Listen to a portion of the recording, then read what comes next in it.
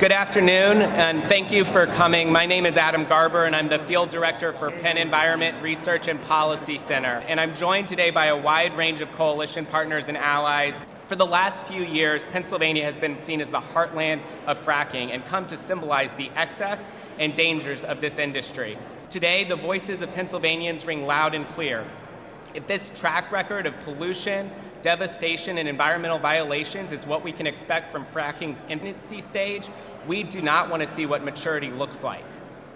That voice is embodied by the 100,000 petition signatures sitting next to me calling for a moratorium on fracking.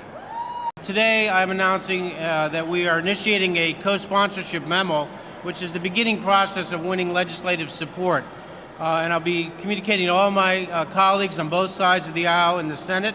And this would, as Adam has spoken about, place a moratorium on natural gas drilling in our Commonwealth.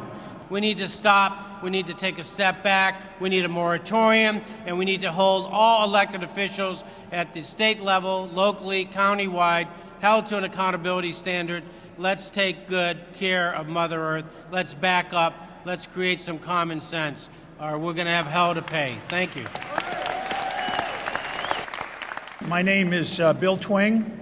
I am the pastor of the St. Paul's United Church of Christ in Johnstown and currently president of Pennsylvania Interfaith Power and Light. We are one of several faith communities in Pennsylvania who have called for a moratorium. In drafting our resolution, we work closely with Lutheran, United Methodist, and Jewish colleagues. We are pleased to learn that the Pennsylvania Council of Churches, which represents most of Pennsylvania's faith communities, have also called for a moratorium on shale drilling until rock-solid regulations and a strong shale drilling police force are firmly in place to ensure the enforcement of the regulations with stiff penalties for violators. The reason I'm here today is to speak for two of my dear friends that are too sick to come. Randy Moyer and Joe Giovannini, sorry, Joe. I worked with Randy on the rigs.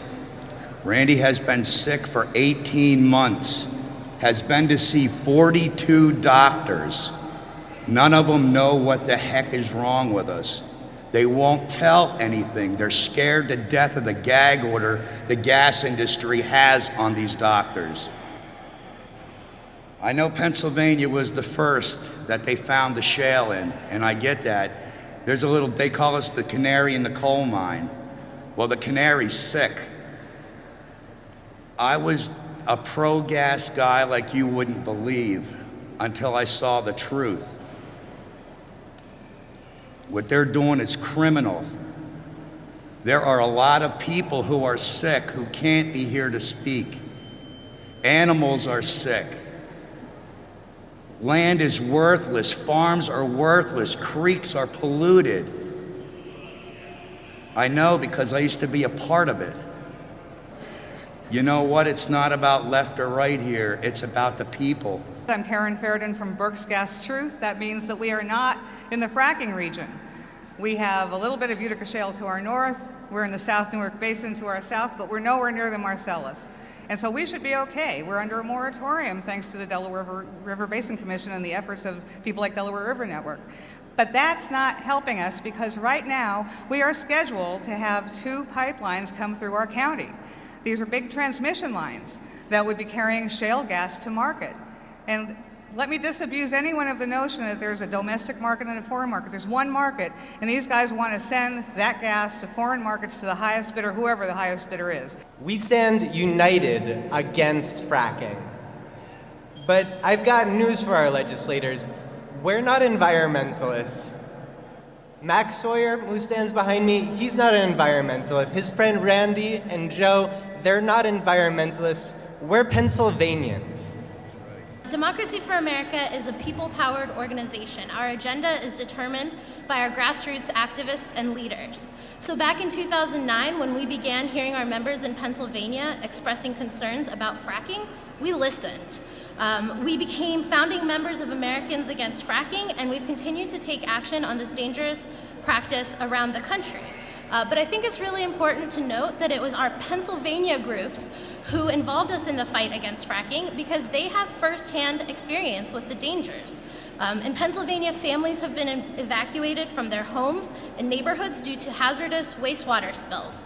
Hundreds of diesel trucks cart wastewater back and forth every day, and the impact on small towns across the state is devastating. Rural bridges and roads, which were not built for the wear and tear of fracking, are left crumbling when frackers leave. It is the citizens who are left to foot the bill for the costly repairs. And of course, in some parts of the state, Pennsylvanians can light their tap water on fire.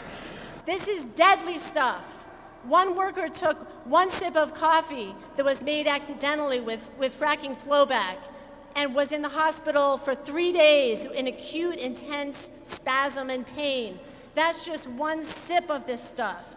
And that's what's flowing into our aquifers and groundwater all over the state from spills. It's been a long road, but I have to tell you, when we first started this campaign with our allies and launched the effort, the public response was overwhelming. Pennsylvanians from all walks of life sped to sign the signature: Democrats, Republicans, and Independents, people from the cities, the suburbs, and rural communities, and from every corner of the Commonwealth.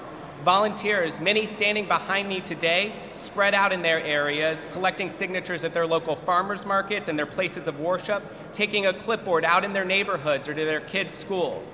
And we'll march over to Governor Corbett's office to deliver these 100,000 signatures for a moratorium. But the fight's not going to end there.